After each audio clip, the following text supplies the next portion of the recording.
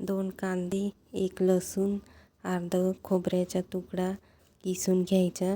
तेल न टाकता तव्यावर भाजून घ्यायचं. अद्रकचा तुकडा टाकून मिक्सरमध्ये बारीक वाटून घ्यायचं. कुकरमध्ये 2 मोठे चम्मच तेल टाकून घ्यायचं. तेल गरम झाल्यावर हिंग टाकून द्यायचं.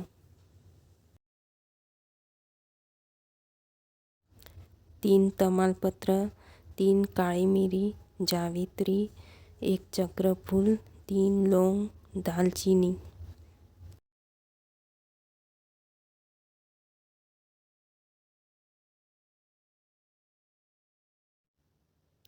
मिक्सरमध्ये वाटलेला मसाला तेलात टाकायचा.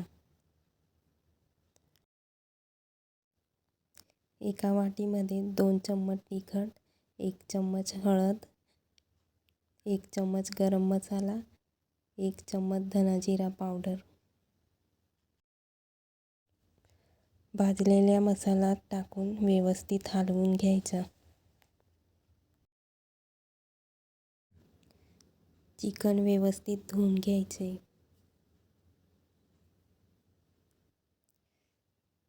चिकन मसाल्यामध्ये टाकून 5 मिनिट परतवून घ्यायचं.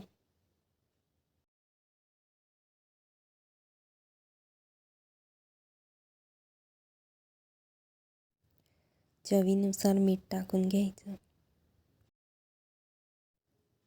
परतवून झाल्यावर 3 ग्लास पाणी टाकायचं.